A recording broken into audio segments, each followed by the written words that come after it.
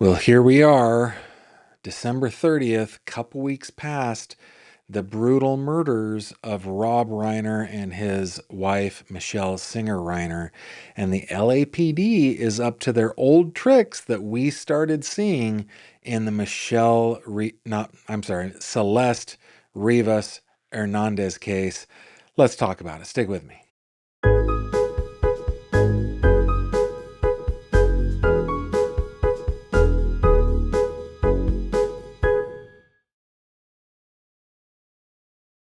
This video contains mature themes and discussions intended only for adult audiences. Viewer discretion is advised. Hello there, my friend, and welcome back to another true crime conversation with me. My name is Gavin. How are you? How do you do? It's nice to meet you. Thank you for joining me wherever you're joining me from. And please tell me in the comments where you're joining me from. I just absolutely love it. I love seeing all the different places where you guys tune in. Hey, today we are back to discussing the murder of Hollywood legend and icon Rob Reiner and his equally as impressive wife, Michelle Singer, the photographer, the producer, who on December 14th, just about 2 weeks ago, were discovered. Uh, I don't want to say slashed or stabbed because we don't know that. We don't know. What we know is that they died by sharp force instrument. And they were discovered by their daughter, Romy, who then called 911, and we know the rest. We know the rest. It's a sad, sad story. The Reiners were murdered allegedly. I guess what we should say is the accused murderer is their son, 32-year-old Nick Reiner, who has, according to reports, a long history of substance abuse issues and mental illness. Now, we've talked about this on the channel at length, and I want to be sure that you guys, you stay classy in the comments. I know you guys do. I know you do. This is the best chat on YouTube, right? And we've got such amazing moderators that keep everything classy. But everything that we do in this case, we want to follow the, what would we call it? Not an admonition, a pleading from the Reiner's children that all speculation, everything that we talk about in this case, be tempered with compassion and humanity, and that's exactly what we want to do here. Before we get too far, let's see where you guys are tuning in from. Let's see. We got Wilmington, North Carolina in the house. I used to work for a company based in Wilmington. I've been down there a couple times. Doylestown, PA, San Jose, California, San Antonio, Jacksonville, Lynn Valley Lakes, Kansas. Welcome. Kentucky in the house, New Hampshire. Mama Sleuth says, Gavin, you look slimmer. I am slimmer. Thank you very much for noticing. I'm doing my best. Boise, Idaho, Muskota, Wisconsin, Kansas, Hanover Park, Illinois, Nevada. Working late in the listening in the Berg. We got Pittsburgh in the house. You're in my neck of the woods. Corbin, Kentucky. It says, Gavin, take a trip and visit us. You can eat at the first KFC and visit Cumberland Falls. And if you go during the full moon, you can see the moonbow. I thought that the first KFC was in Salt Lake City, or was that like the first franchise? I've eaten at that one. It's up in like Sugar House area. New York City in the house. Wrong button. Netherlands, Indiana, Stanhope. Asking what actually will happen on the 7th. My guess is it'll be pushed again. And if it's not, it's just an arraignment. It's just a very simple enter a plea, and that is it. Yeah, Happy New Year to you. Thank you. We've got Miami in the house, New England in the house, Southern Tier, New York State. Is that what that means? Boston, Houston, Brazil is in the house. Thank you for being here, Brazil. Southern Illinois, Southern Indiana, Avalon, Texas, Ontario, Canada, Oh, so many people. Thanks, guys. Thank you very much for tuning in. Okay. The question, I guess the concern that I have today is that we have learned that the LAPD has once again gotten a court order to not release documents that are by default public. Now, it seems like there's a little tension between the medical examiner's office in Los Angeles County and the LAPD. The new medical examiner has stated on the record through the media that it is his policy to be transparent and everything is just going to be released unless there's a court order.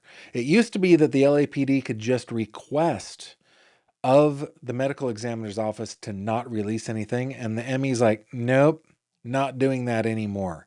So the LAPD is getting court orders to make sure that the stuff that they want hidden from public view be hidden from public view. Now let's come over to Acrobat, shall we? There are two things that I want to talk to you about, but let's start with this one. Wrong button. There we go. I feel out of practice during the holiday season here. I'm pushing the wrong buttons. I'm flipping the wrong toggles, pulling the wrong levers, twisting the wrong knobs. I feel out of sorts. You know, tomorrow begins a bit of a vacation for us. It's not really a vacation because we're going to work, but I've already kind of got myself in that mode. All right, guys, this coming to us from the Los Angeles Times. This was published yesterday. Of course, we were covering the Mickey Steins case yesterday, so let's read this. Judge blocks release of Rob Reiner and Michelle Singer Reiner autopsy findings. A Los Angeles Superior Court judge has agreed to bar the release of Robert Reiner and Michelle Singer Reiner's autopsy reports at the request of law enforcement investigating the death of the Hollywood legend and his photographer wife. In a prepared statement, the LA County ME's office said that it received a court order last week initiated by the Los Angeles Police Department to place a security hold on the cases. The order, signed by Judge Deirdre Hill, you know what? I always try to make that more fancy than it is. Have you guys ever seen the movie Ronin with Robert De Niro? And it has to do with the troubles. And they say Deirdre. There's a character named Deirdre. Here, isn't it just Deirdre here or Deidre? Sometimes I hear Deidre. Anyway, Judge Hill restricts the public release of, quote, any investigative information, notes, reports, or photos, close quote, related to the death investigation, according to the document obtained by the Times on Monday. That would have been yesterday. The medical examiner's office had previously confirmed their deaths were the result of homicide, listing the cause as multiple sharp force injuries in its public database. And I keep hammering on this.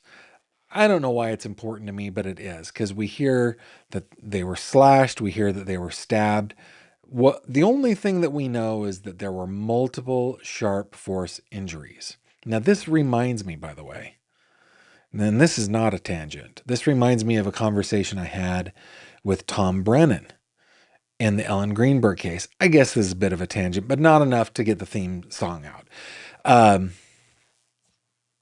Tom Brennan, as you know, do I have a picture of Tom? Let me see. Let's see if I do. I don't. But Tom Brennan is a private investigator, former Pennsylvania State Police homicide detective who has been working pro bono on the Ellen Greenberg case. If you don't know anything about the Ellen Greenberg case, head over to my old website, gavinfish.com. Please head over here, go to cases, and these are the case files of many, many cases that I've been covering. Man, I've been so busy with live streaming this year. I haven't made any case files. In 2025, can you believe that? I got to get better at that. But scroll down till you find a photo of Ellen Greenberg right here. Okay. This is where you can learn everything about the case, and please do. But anyway, Tom Brennan talks about how Ellen Greenberg, she had multiple stab and slash wounds, right? Multiple sharp force injuries. She had one slash wound and multiple stab wounds. He talked about the idea of a blitz attack. Like, because, and I'm curious what we're going to find in this case with our victims here, Rob and Michelle Reiner, what we're going to find in terms of were there slashings, were there stabbings, where were they? We know that there were multiple. And again, trying to temper this with humanity and compassion because these are victims of a horrible, horrible crime. But in order for me to understand, I mean, they're in their 70s. Certainly a man in his 30s would be able to overpower almost anyone in their 70s. Almost their physical abilities, their physical strength would almost be irrelevant because of the age difference, right? But I wonder if this was a blitz attack on these two folks. Um, I I don't know. We're gonna find out. We'll eventually find out if there were defensive wounds, where the wounds were. I hope we find out anyway, and not just for like, I know this is crass, but not just for our for satiating our need to look at a train wreck or for our entertainment. Because for me, that's not what this channel is about. It's about learning things about humanity, about the human condition, about the capability of human beings, violence, and what makes them do these kinds of things. That's what's most important to me. But I just wonder if this is going to be the same kind of blitz attack that took the life of Ellen Greenberg. I don't know. But anyway, I will repeat, the medical examiner's office had previously confirmed their deaths were the result of homicide, listing the cause as multiple sharp force injuries in its public database. Quote, due to the court, looks like they put the comma in the wrong spot. Due to the court order, the information is no longer available, the medical examiner's office wrote. Okay, the LA Times had a real hard time with editorial. They misspelled examiner, put the comma in the wrong spot. It happens to the best of us. It's fine. Continuing the quote, no other case information or records, including the medical examiner report, can be released or posted on the website until further notice, close quote.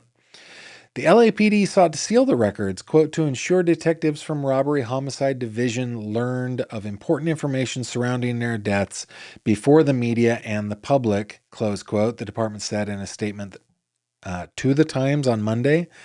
That, man, they must have rushed this article out. There's another. So I don't know why they care. Why do they care if they learn the information before the media does?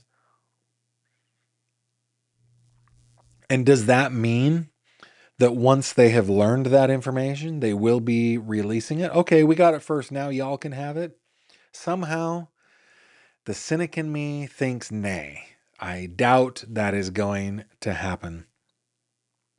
The order was not sought to undermine transparency, the department added. You know, the road to hell, they say, is paved with good intentions. It does not matter what you sought to do, it did undermine transparency. That's and I am a transparency in government. That is my personal crusade. I just hate I hate lack of transparency. What is the opposite? Opaqueness in government. I hate it because as the, what is it? The Washington Post famous motto, democracy dies in darkness. I think especially maybe even at the local level, it's more important to be transparent. And it doesn't look like the LAPD wants that here. Continuing the article, security holds are used by various law enforcement agencies to prevent the release of details from an autopsy, notes written by coroner's investigations, or results from toxicology and other tests during a death investigation. They have been used in several celebrity and high-profile cases, including following the deaths of singer Whitney Houston, actor Paul Walker, and the wife of actor Robert Blake. Robert Blake. Whew. Last month, I was about to bring this up. An LAPD detective wrote in court documents seeking the prevent. My goodness, this author is having a hard time, and their editor, dang it, seeking to prevent the release of autopsy details surrounding the death of 14-year-old Celeste Rivas Hernandez. Speaking of Ms. Hernandez, just real quick, let me bring up. Where is Celeste's button? Let me just bring this up real quick. I know that there are reports circulating. It seems to have originated with TMZ. And now there are articles everywhere that are sourcing or attributing back to TMZ that an indictment is likely or imminent in the Celeste Rivas Hernandez case, that Mr. David Burke is likely to be indicted. I'm not ready to report on that until we've got better sources. I just feel like I've been burned by TMZ lately. Anyway, so getting back to this, last month, an LAPD detective wrote in court documents seeking to prevent the release of autopsy details surrounding the death of 14-year-old Celeste Rivas Hernandez, that publishing such information could jeopardize their investigation. Hernandez's body was found in September in the trunk of singer David's Tesla. I just wish, I just wish that law enforcement could explain to me in a way that is understandable just what they mean by their case being jeopardized by releasing information, because I've never bought that. I just don't buy it. And look, I'm not anti-cop. I'm anti-bad cop, but I am pro-good cop, and I am very, very enthusiastic about them doing a good investigation, getting it right, and securing a conviction of the guilty party. Not just a conviction, but a conviction of the guilty party. And I think it's reasonable that police have the power to do certain things to ensure that. However, the whole excuse that I always hear is that they want to protect the potential jury pool from being tainted by too much information being released. And again, I've never bought that. That is what voir dire is for. That's what it's for. And if you have to conduct a voir dire session on 1,000 people, instead of maybe having to do it for a couple hundred or 500, I think that is a small price to pay for transparency in government. I'm sorry I'm on this little crusade here, but it drives me nuts. They just don't. I've never felt like it has been explained well enough for me. But again, well, maybe it's because it's like the nature, it's the reporter in me, right? It's the nature of having to fight all the time for this. I had this conversation recently, and this, guys, dang it, this really is a bit of a tangent.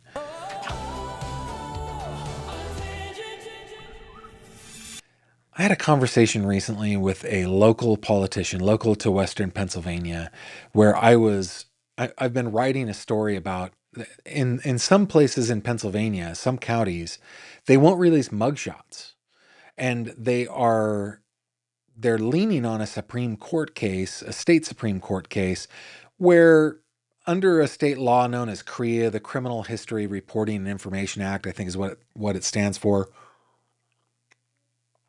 Under CREA, a mugshot is considered somehow by the state Supreme Court as criminal history information. And under CREA, they don't have to release that. But under the right to know law, they do have to release it. And it's, I just, it just drives me crazy.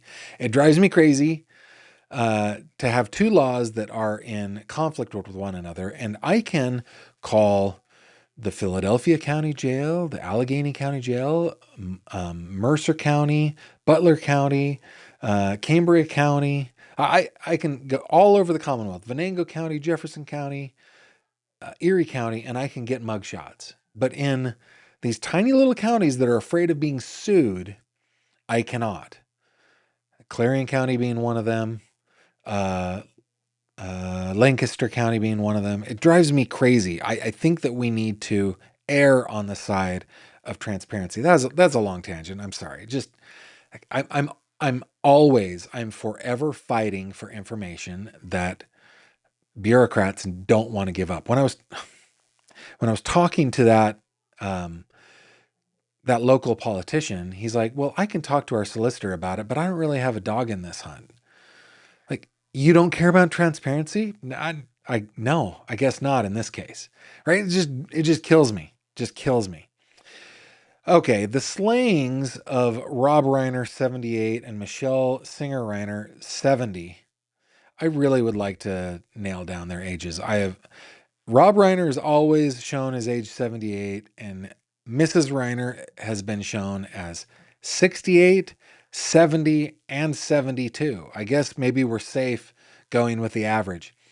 Anyway, the slayings of the Reiners have given rise to an intensely watched legal struggle involving their son, Nick, who has been charged in the killings. Prosecutors allege the couple's 32-year-old son, Nick, fatally killed by sharp wound by sharp instrument his parents inside the master bedroom of their Brentwood home early December 14th, and then fled the area. He was arrested that night in Exposition Park near USC. Reiner could face life in prison without parole or the death penalty if convicted. And I kind of feel like that is where the prosecution is going to lean. Now, I don't think that California will dole out that penalty. They haven't in like 20 years. But I think that they probably will charge that because, and if they do, it's kind of bad news for the Reiners, I think, for the surviving family, not the victims, but the victim's family. Because if they charge with the DP, I think the defense will have no choice but to take this all the way to trial. If they don't charge, if they don't seek that penalty, then I think it's possible that there might be a plea or a plea bargain in this case. So we'll see. Okay, now this is the sentence, right? Because what did I title this video? The question police still haven't answered. This is the question police still haven't answered. Of course, they don't have to answer it, but I want to know. Authorities haven't offered a motive for the December 14th attack. We still have no idea why. There are many of us who think we know why. And if you think you know, I would love your theory. Please put it in the comment. Please put GF in there so that I can see it on my end. But I'd really love to know what you think. Continuing out the article, Nick Reiner struggled with addiction for years and had been prescribed medication for schizophrenia at some point before the killings, according to two sources with knowledge of the criminal investigation. And that, by the way, this is the LA Times reporting this, not the LA Times attributing back to TMZ or the Hollywood Reporter or something like that. I think they are attributing to two of their sources. I feel like that's probably pretty solid. I don't like that they're anonymous sources, but anyway. Sources have also said that he had been acting strangely and got into some type of argument with Rob Reiner at a holiday party at talk show host Conan O'Brien's house hours before the slaying. It's not clear what specifically they were arguing about, nor is it clear the level of it, because it's been reported that it was a blow up, that it was Conan O'Brien who said, "Don't call the police." And then there are others who are like, "No, that was way out of proportion. I doubt Conan O'Brien even knew about it." But some family friends told the Times the clash had been, quote, overblown. So yeah, that's what I just said. So that's where we are. The LAPD is, in my opinion, hiding information that the public has a right to, for a purpose that I don't believe is valid. I really don't. I think that I think the courts give the police broad latitude when they ask for this kind of stuff. I think judges go, yeah, that makes sense to me.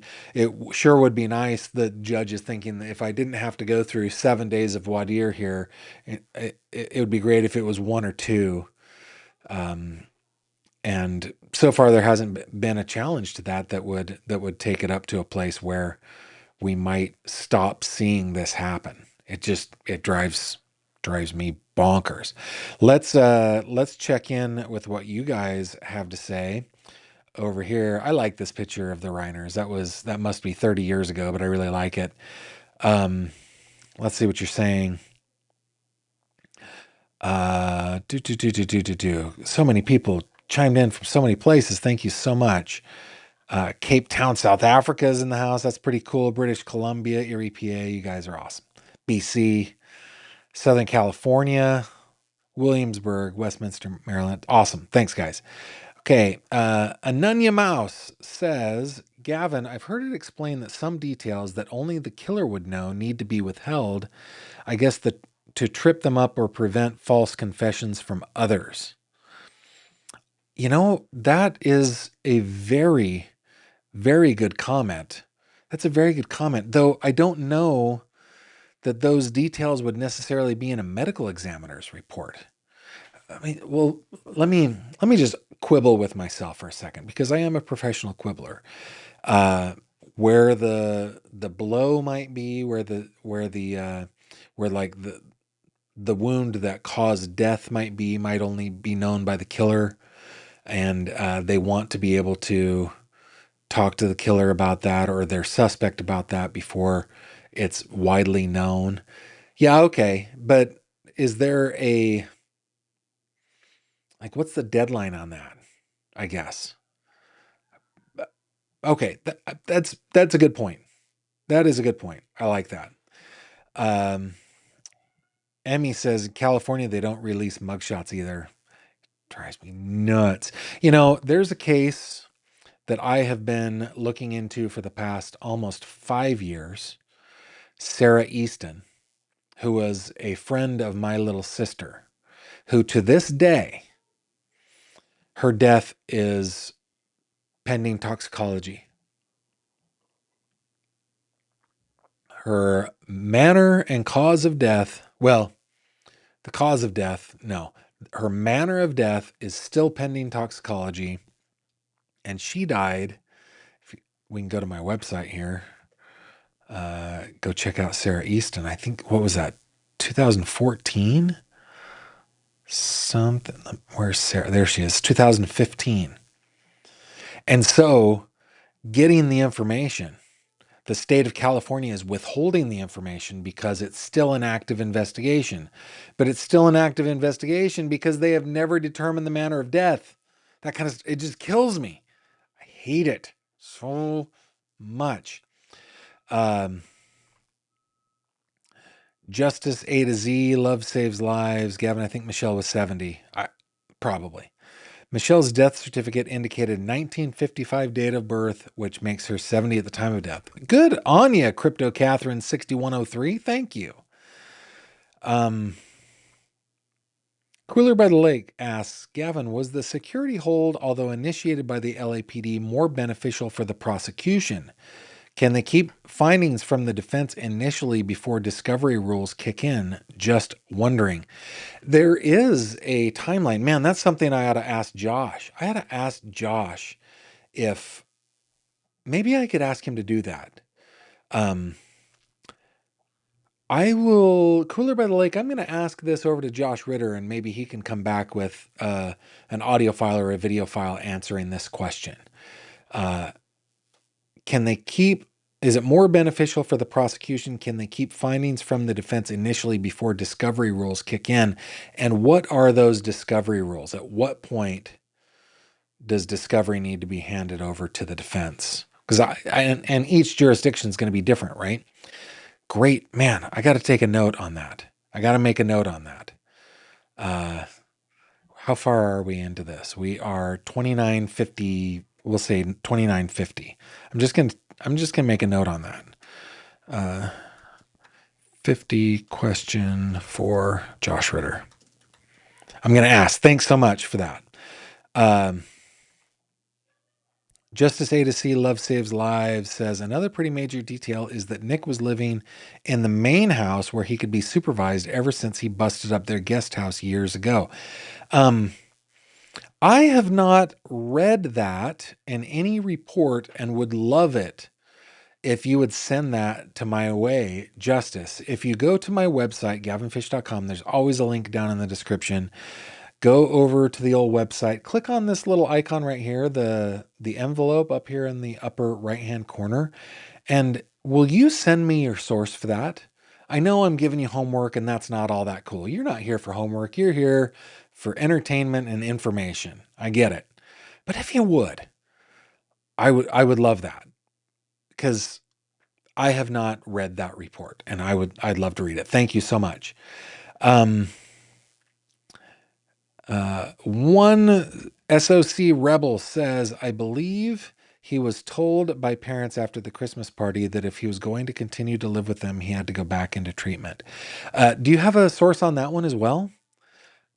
Because I haven't heard the nature of what their argument was about. I just heard that there was an argument. Very good comment. Let's see. Sandy McMasters. Oh, no. I asked you guys to give me your theories. That's what I did here. So, one SOC rebel, that is your theory. Okay, that he had to go back into treatment. You know, one of the things that Rob Reiner talked about in different interviews was that he was sorry for the way that they had handled him in his younger years, because he was like, and this is me paraphrasing Mr. Reiner, but he felt that the stuff that they did to him or for him, whichever way you look at it, was punitive. And had they done stuff that was non-punitive, they would have had more success. So, and that's again me paraphrasing, not a direct quote. That was on the what was that? There was a podcast. Man, I've deleted it from my little buttons here. Let me see if I can find that real quick. That was on.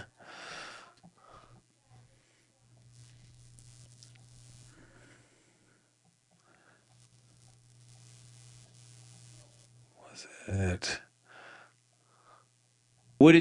Yeah, it was with Paul Mercurio. It was the Two Chairs and a Microphone podcast back in 2016. And in this podcast, he talked about, making him go into recovery and how that was so punitive. And had they been more loving and stuff like that, he thinks they would have been more successful. And of course, we're looking at this with almost 10 years of hindsight to our benefit.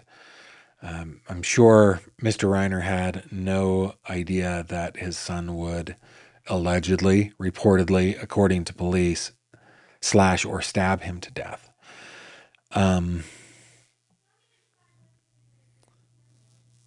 Let's see. Robin, I'm not following. How can that be possible since 2014 toxicology? Oh, yeah. With Sarah's case. I know. Now, I shouldn't take credit for this. A team that I was working with ended up getting a whole bunch of documentation that had never been released because it had been shrouded in that lack of transparency in the state of California. And I believe if you go to the website, on this case, you guys should check out this case. This is Sarah Easton, and she was a friend of my little sister. If you know my little sister on the fish tank, we're talking about Tiff. She's one of the admins of the Fish Tank on Facebook. Fish Tank, guys, go to the fish. You're cordially invited to the Fish Tank. So this was Tiff's friend. If you go to the website, I have a very good case, including all the videos I did on it, photos of the victim, photos of the crime scene. I was able to get photos from the crime scene cleanup company because the crime scene photos themselves couldn't get my hands on, but the crime scene cleanup company I could. And then I was able to get so many reports through this team that I was working with. It was amazing, but still, this case is pending toxicology. Like, the family had never gotten a death certificate because the death certificate was pending toxicology. We were finally able to get that, but it's still pending. It drives me nuts. Debbie Hibben, 4781. I heard they left 70% of their estate to poor little Nick. Yeah, that to me is just a rumor. I don't know what their estate was. I think that their net worth was in the hundreds of millions of dollars, probably 200-300 million dollars. Split up amongst 4 children. Yeah, that's generational wealth there. Hey, California grandma, right up the hill from where I grew up in Grass Valley, Nevada City. Yeah, I love Nevada City. I grew up in the OV, Orangevale, California. Let's see. Let me keep on scrolling. Then Sandy McMasters. Gavin, can you review the surveillance videos we have on Nick? Again, reports on when, where they were captured are getting all mixed and confusing. Yeah, I can do that. Not tonight, but I will do my best to do that. Robin says, maybe the son simply broke mentally, especially if he wasn't on his meds, addiction and holiday stress, parental disappointment or conflict, maybe a perfect storm. Could be. One SOC Rebel, did the Reiner home have a security system? It would have had to be deactivated and reactivated, in my opinion. My guess is, and it's strictly a guess, is there was a security system. Yeah. Oh, good. Justice is happy to cite your sources. I would love that. Please reach out to me. I get everything that is sent through there. You don't have to worry about it getting lost. I used to have an email address for people to send email to, but they would get lost. And so if you send it through the form, I will get it. And yeah, if you're a very good researcher, I'm always looking for team members to help. Which reminds me, I have a message in my inbox with somebody who wants to volunteer. I need to remember to hand that off. Okay. The next thing that I wanted to bring up to you guys here, I had a comment on one of my previous videos that I took to heart. Now, I felt like I had been sensitive to their concern, but whether I was or not, I wasn't enough apparently. And so when I saw this next article I want to share with you, I feel like this might address the issue, right? One of the concern that a commenter had was that schizophrenia, people who suffer from schizophrenia are rarely violent, very rarely. Now, I thought that I had addressed that in the video, but they're very rarely violent. And maybe this commenter was just a little sensitive. She or he had, schizophrenia in their family. So maybe they were a little sensitive. I thought that I did pretty well there. But either way, when this article came out yesterday, I thought we should talk about this. Because we are talking about Nick Reiner suffering from schizophrenia, having his meds changed, or maybe he's off his meds. We can just speculate about this all day. But the fact of the matter is that people who suffer from schizophrenia are rarely violent. And there are parents out there that, like this title says, just like so many families, U.S. parents of addicted kids relate to the Reiners but fear stigma. Now, this specifically has to do with addiction, not necessarily schizophrenia, but same kind of feeling, right? That we want to make sure that, again, we temper everything with humanity and compassion. We want to live up to that ideal. So let me just read this briefly and then we'll get into headlines. Okay. The challenges of drug and alcohol addiction are familiar, but violence against others is highly unusual, parents say. When news broke that Rob and Michelle Singer Reiner had been killed, and a possible suspect was their son, Nick Reiner, who had struggled with addiction and mental health issues, it brought addiction back into the public spotlight. Maybe many of us, it's been in our faces this whole time. You know, for example, the conversation that I had last night with Elizabeth Jones, Hillbilly Crime, right? This is maybe it leaves the public zeitgeist, but there's so many of us who see it every single day. But parents who have been affected by their children's addiction fear the conversation will focus on the exceedingly rare act of violence instead of more widespread risks. Ron Grover and his wife, Darlene, have been glued to the news. They only knew the Reiners by their work, but they feel a connection. Grover's son also became addicted at 15 to opioids and then heroin, which is an opioid, much like Nick Reiner, and he was in and out of rehab and jail for years. But after 7 excruciating years, Grover's son got sober in July 2010, and good on him. That is so hard. It's just tragic, Grover says of the Reiners family story. It tears you up because that's a family destroyed. Just like so many other families that we know that their sons or daughters or loved ones didn't survive the disease of addiction. More than 2/3 of Americans say their lives have been touched by addiction. Either they or a family member has, quote, been addicted to alcohol or drugs, experienced homelessness due to addiction, or experienced a drug overdose, leading to an emergency room visit, hospitalization, or death, close quote, the health nonprofit KFF found in 2023.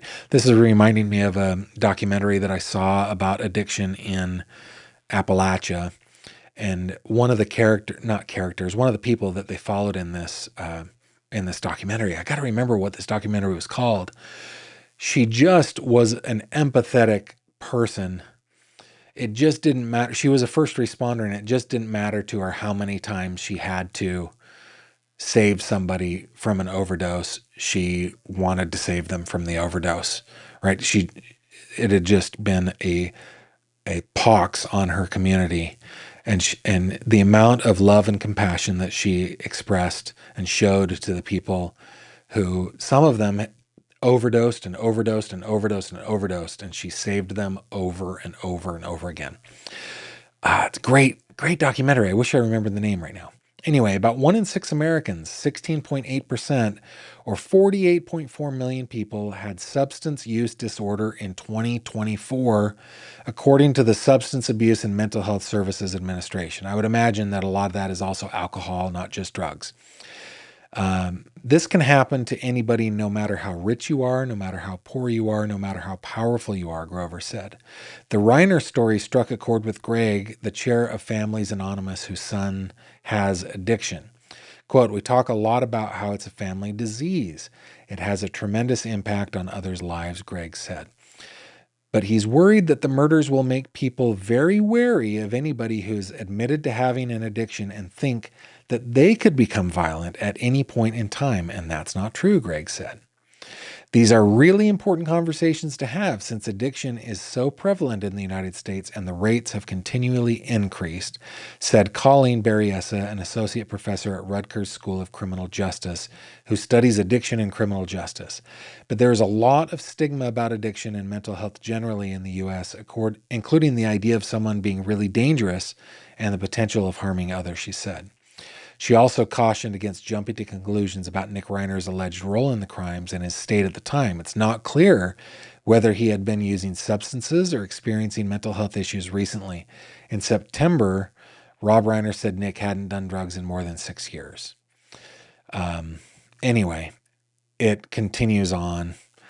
And I think that, this is something that you guys, it's in The Guardian. It was published yesterday. And it's titled Just Like So Many Families. Just look that up. You can finish the article. And I think it's a great reminder that, one, we've got to temper ourselves, We got to be compassionate, and we need to understand that this is exceedingly rare, what has happened to, unfortunately. I mean, one time is too many, right? But if you have somebody who's addicted to substances, is abusing substances in your life right now, or somebody with mental health issues, you certainly should be vigilant. You certainly, and this is just coming from somebody who has no idea, right? I'm a lay person here, but I think vigilance and caution is good, but stigma is not, right? We should be working with people with mental health diseases and substance abuse disorders to just find them help and get them healthy and happy.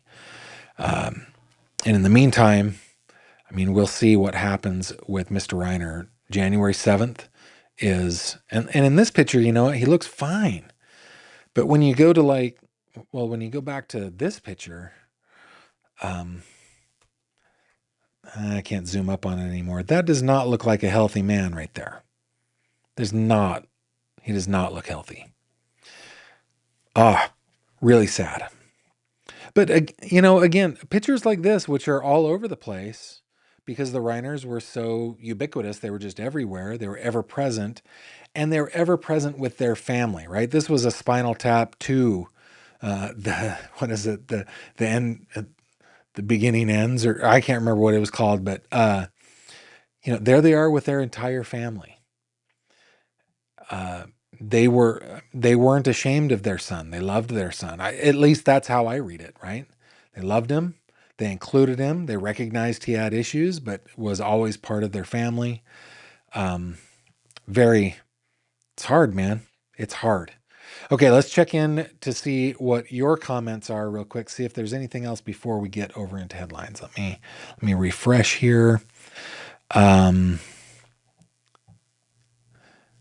Let's see. Scotch's mom says Nick probably knew the code to that security system, especially if he was living there. Yeah, it could be. Autumn says, wouldn't each case of schizophrenia be different? Some may or may not be violent. Yeah, I think each one is different, but violence in schizophrenia is extremely rare. Extremely rare. It happens. But most of the time, not. Great question. See if there's anything else. Okay. No more comments with a GF in them. So let's move on over to headlines. Here we go.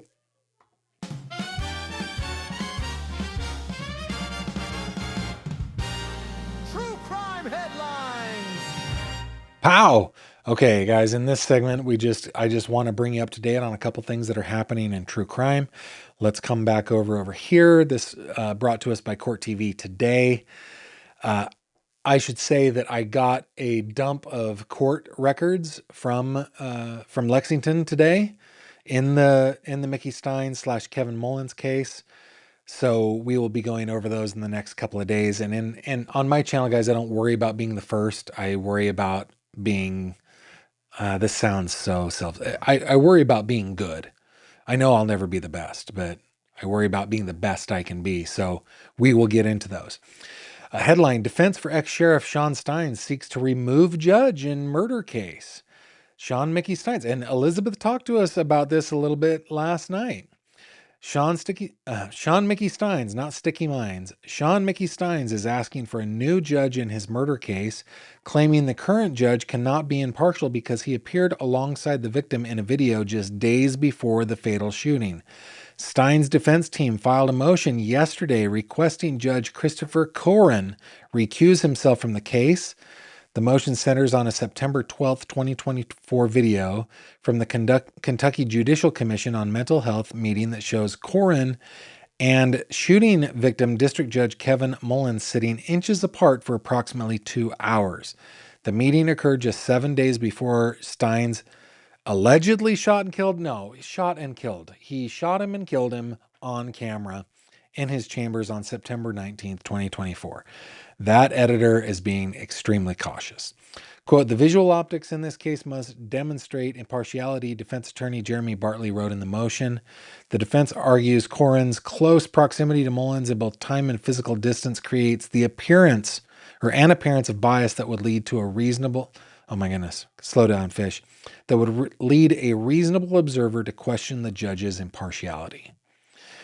So yeah, they're not alleging that there is a conflict. They're alleging there is an appearance that that might call into question the judge's impartiality. So that is what's going on in the Mickey Steins case. And like I said, when we get back, we'll dig into the documents on that. I'll share them with you. This one from Crime Cod, written to us by Jacob Charles. Crime Cod, if you guys don't know, is my website. It's True Crime News website. You can go to crimecod.com or you can go to gavinfish.com, and at the top of every page, you can click on Crime Cod. That will take you over to crimecod.com. It's a full-on news website. Or on the front page of gavinfish.com, you get direct access to recent articles. I think it's the 12 most recent articles. So that's where this is coming from. Okay, Crime Cod. Police say first grade teacher allegedly scratched and bit own children. Well, madam, you are in the wrong line of work. Dateline Chattanooga, Tennessee.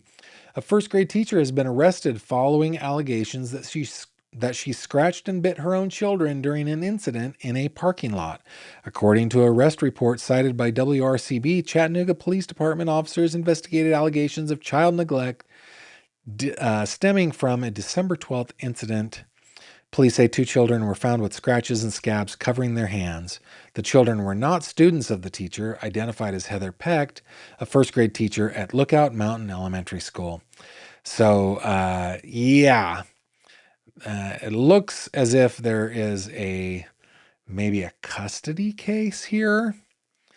And looks like she lost her way and lost her temper. Check that out on crimecod.com. You can finish that. And then the third headline that I have for you today comes from the ridiculousness file. Yes, I ate your snack. Man had no regrets for shooting woman who confronted him over eating food she brought for kids, police say. This brought to us by Law and Crime, written by Jamie Fravel. A Kentucky man is behind bars after police said he shot a woman in the arm because she got upset at him for eating snacks she brought for her kids. Kenneth Beals, there's a winner right there, Mr. Beals, 57, was charged with second-degree assault and arrested on Sunday by officers from the Louisville Metropolitan Police Department. According to an arrest report reviewed by Law and Crime, police responded to a call from the emergency room at the University of Louisville Hospital in connection with a woman who arrived there with a gunshot wound to her arm.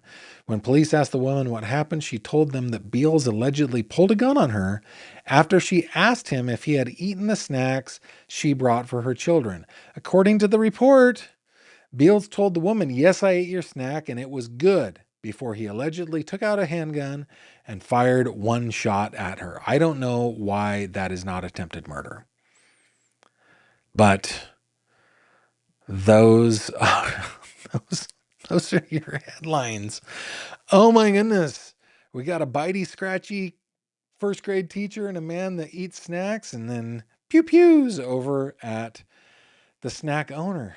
I don't get it. We live in an interesting world. All right, let's get into 3 questions. It's 3 questions with Gavin Fish.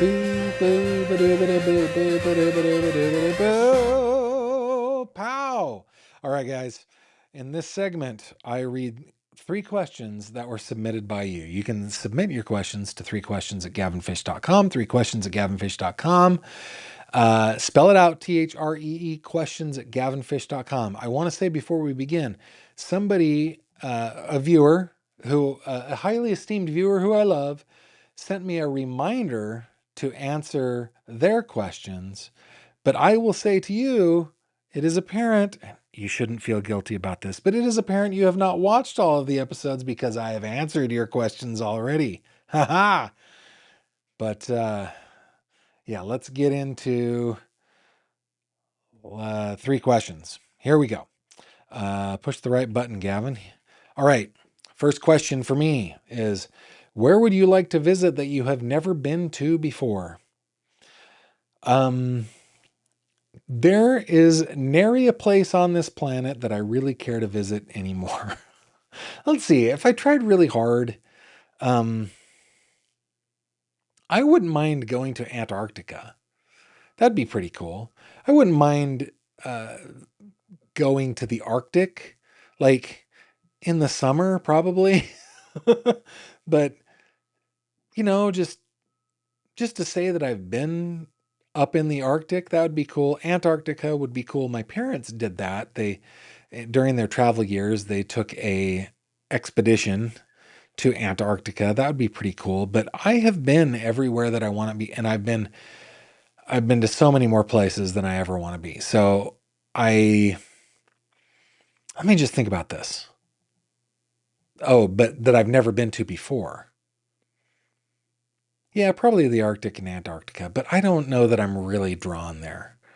I've been everywhere, guys. I am the Johnny Cash song. Uh, I think I've been to actually everywhere in that song too, including Winnemucca. So yeah, I used to travel a lot for work, and and I would love to go places that I have been to already with Kimberly, my snuggly bear, my sweetie pie, my one and only. I would love that, but that doesn't qualify in this question. Where? Tell me in your comments where you would like to visit that you've never been to before. I'd love to read those. That'd be fun. Okay, question number two. What does your favorite salad consist of? Okay, yeah. Guys, I am a salad bar aficionado. I love and I'm a big sucker for a good salad bar. This is what my salad is, okay? First off, I want green leaf or red leaf lettuce. I don't want iceberg lettuce anymore. I grew up on iceberg lettuce. It's a fine lettuce choice, but I don't know. I think I married into a family that was more discerning with their lettuce choices, and now I'm a snob about it. So red leaf preferred, green leaf second, a nice bed. On top of that, you pile more veggies, and I want them raw. Okay, I like broccoli, I like cucumbers, I like peas, I like corn, um, I like the I like the little baby corn things like in Big, where it's like I like those little baby. I like onions, and that is the next level. On top of that goes the dressing. Now, I am a ranch dressing person, but I like it to be thin. I don't want it to be watery, but I like it to be thin because I like it to flow, right? Then on top of that comes the crunchy and the meaty bits. So I like croutons, I like sunflower seeds, I like saltine crackers, and I like bacon. And that is the perfect salad. That is the perfect salad. Growing up in Northern California, you could always get the perfect salad at Fresh Choice. Now there's no Fresh Choice, but there's Sioux Plantation in Southern California, and that's pretty great. I love those places. So yeah, I'm a sucker for a good salad bar out here in Western Pennsylvania. It's Eaton Park, where you can get a pretty darn good salad bar. Um, okay, do I believe in the paranormal? Okay, I'm going to kind of dodge this just a little bit. Okay, and and I had a very good discussion about this on Quantum Mixtape with Candy V. Okay, so you can check that out. Do I believe in the paranormal? I don't know that I believe in the paranormal, but I don't disbelieve it either. I'm agnostic on the subject. I think that we live in a giant expanding universe that is full of mysteries that we don't have the explanations to. And I am perfectly happy. I would be perfectly happy to be shown, hey, there are paranormal things that exist. I also would be perfectly fine if somebody were able to prove definitively that the paranormal does not exist. I'm completely agnostic. Now, my dodge on this also has to do with religion. Many of us watching are active and faithful religious folks. I think that belief for example, if you're Christian, in the death and the resurrection of Jesus of Nazareth, kind of qualifies as a belief in the paranormal, does it not? I kind of think it does. And I'm not putting it down, right? I have lived my life faithfully. I just kind of feel like if you believe in those kinds of things, you believe in apparitions of saints or the help of angels, then you believe in paranormal. So I'm still agnostic on it. I don't know. By one definition, I'm a believer. By the other definition, I'm agnostic on the subject. I would love to hear what you guys say in your comments. I'm going to give you a couple of seconds, couple minutes, because I know that there's a little bit of a delay here. So while you're putting your comments into the live chat, let me just real quick invite you to always come to my website, gavinfish.com. There's always a link down in the description below. Again, like I said before, you can reach out to me using this little button right here. You can find the Crime Cod articles. You can find my blog posts. You can find different ways to support me. Thank you so much to those of you, to all of you who support me by watching this show, by commenting, by liking, subscribing, by sharing it. Thank you to those who send me a PayPal every once in a while, send me a tip every once in a while, super chats and super stickers and Patreon and all that. I love you guys. Thank you for that. This is the way that you can support me and my family. And then lastly, if you click on this little icon, like I told you before, that takes you to the fish tank. If you're on Facebook and you like to talk about true crime and occasionally me, this is the place to do it. It's called the Fish Tank. Just search the Fish Tank, fans of Gavin Fish. I promise you will find it. We have like 5,800 members and growing. All right, with that, let me just get right back over to your, oops, I pushed the wrong button. Get rid of this one. And let's check out your comments before we go. Need it to refreshify.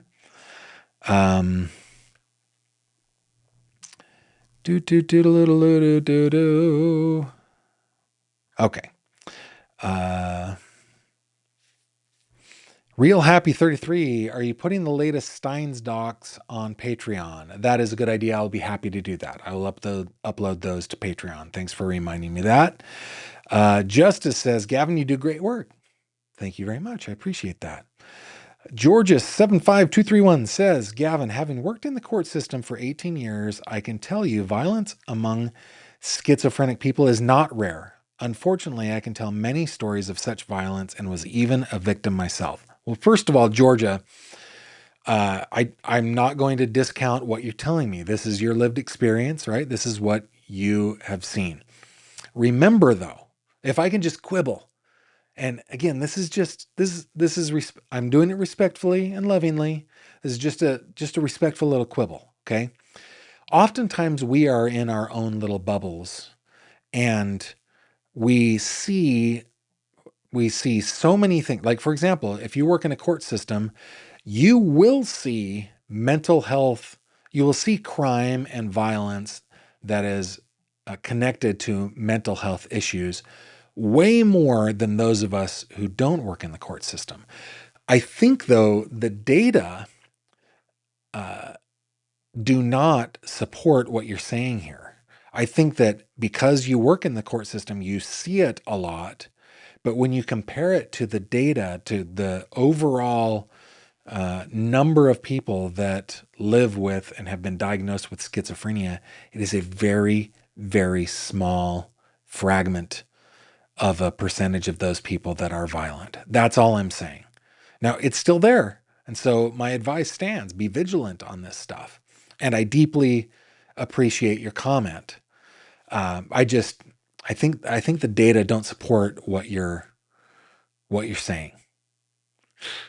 Respectfully, lovingly, thank you for your comment. Let me keep on going. Robin says, as a parent of a child with multiple mental health conditions, it makes me very sad when others blame the parents. You can't punish autism, depression, defiance disorders from a child. Yeah, I agree. I hope that I have not engaged any blaming of the Reiners in this case, because I feel like that all indications that I have seen are that they have been loving, caring parents. And they've done their best. And parenting is hard, guys. It's tough. You never really know what you're doing. Emmy says, hope you have a wonderful celebration of the new year. Thank you very much. Kimberly and I are headed out of town together, and it's going to be great. Psych Nerd 95 says Gavin Nick appears to have gained weight. He could have been sober, but in pictures his blankness could indicate poorly managed schizophrenia. Thoughts? Yeah, yeah, possibly. I don't have any expertise in this, but yeah, it's possible. And yeah, I agree. I think that it is possible. A couple more. Emmy says there's breaking news. Oh, wait a minute, real quick. Mama Sleuth. Happy birthday, Jamie. Happy birthday. Emmy says there's breaking news. I don't know what the breaking news is, though. Got to add it in there, Emmy. Got to add it in there. And we're a few minutes over, so I want to wrap this up. But is there breaking news on this case? Yeah,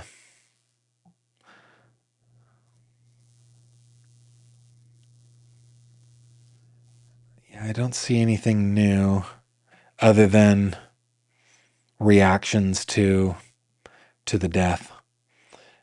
But I'm going to give it a second, just in case. What does Emmy say? I can't see on my side. There's just so much I can't see unless you put it in your comment.